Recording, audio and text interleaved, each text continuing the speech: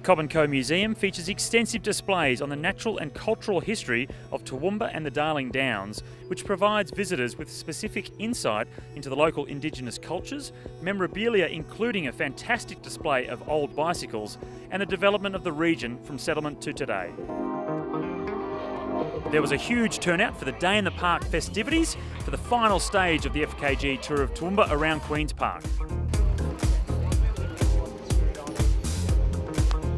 Well, it's going to be a fantastic final stage here around Queen's Park. It's 50 kilometres, 21 laps of a 2.4 kilometre circuit, and it's been a good performance by Michael Schweitzer, the German riding for the AWS team. He's got a 10-second lead over Keegan Girdleston and 32 seconds back to Brad Evans, so it's a full international podium at the moment, but we'll see if Avanti Racing and Budget Forklifts can do something about these other teams that have gotten the better of their misfortune so far this week.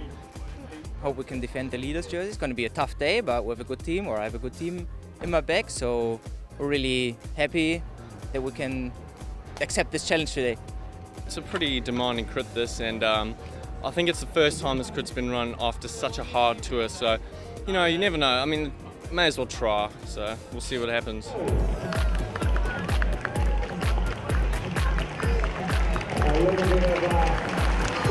We knew there were going to be attacks right from the start, but we didn't expect the fastest pursuit rider in history, Jack Bobridge, to attack so early.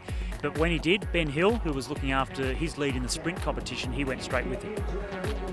We wanted to get Ben away in a move early to hopefully pick up the first sprint, because if he won the first sprint, he was guaranteed that position. So we did all the work correctly, got him off the front.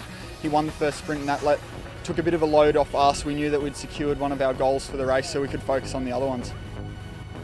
Hill only had a 2-point lead over Folkers in the sprint competition, so he was desperate to pick up the 3 points on offer in the first intermediate sprint, which he did, and then he went on to the second sprint to achieve exactly the same and wrap up the Mavic sprint competition overall.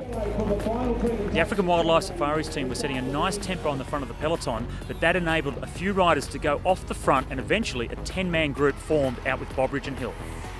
We had a pretty decent lead over most of the guys, so our plan was to let the small breakaway go away. But everything changed when Jack Anderson and Brad Evans, third place overall, attacked off the front of the main field and bridged across to the lead group to make it a group of 12. The hot chase from the peloton reabsorbed the 12-litre group, and as they were approaching 3 laps to go, then the New Zealand time trial champion Joe Cooper launched what was going to be a very dangerous attack. When Joe attacked, it was definitely a very gutsy move. He went from probably about 5 or 6 laps out, but knowing Joe, that was definitely achievable by him, so we definitely had to treat that as very dangerous. As they came around the final turn to hear the bell for the final lap, Cooper was caught by that chasing group. 2 riders from Charter Mason were in the lead group, Raf Freinstein and Dan Fitter, and it was Freinstein driving the pace to try and set up his man Fitter for the victory.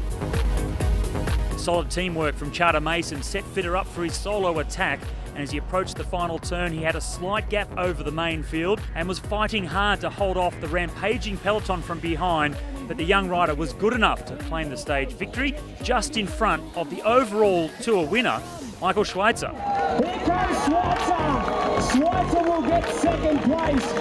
This is probably one of my happiest wins so far. This is the first ever time I've gotten up on the top step of an NRS podium, and it's a nice thing to see that my form's progressing and how I'm building up in the rankings of the Australian NRS, and I'm really looking forward to see how this transitions over into some of the international races on the track and on the road later in the year. Confirmation of a star on the rise as Dan Fitter from Charter Mason takes out the stage victory ahead of Michael Schweitzer from African Wildlife Safaris, and Avanti Racing's Pat Shaw was third. Got my second place out of 5 stages, so I'm gonna get used to it. So right now. Doubling up in the jersey competitions, it was Ben Hill from Charter Mason taking out both the Mavic Sprint competition and also the It's Live in Queensland King of the Mountains comp. The Chronicle Best Young Rider in the Tour was the second place in the overall classification as well. That was Keegan Girdleston from Charter Mason. They came to Toowoomba with only 4 riders, but they were still strong enough to take out the Tinelli winning team competition, and it was Budget Forklifts. In the overall classification for the FKG Tour of Toowoomba, Brad Evans was third, just behind Keegan Girdleston, and Michael Schweitzer came out the overall race winner.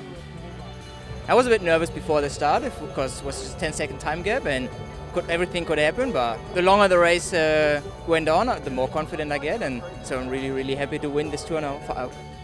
After 4 rounds of racing, the overall standings in the Subaru National Road Series sees 2 riders out in front tied on 24 points, but on a countback after the Tour of Toowoomba, Michael Schweitzer from African Wildlife Safaris puts on the overall series leader's jersey. The next event coming up for the Subaru National Road Series is the Battle on the Border, and we'll see both the men and women in action.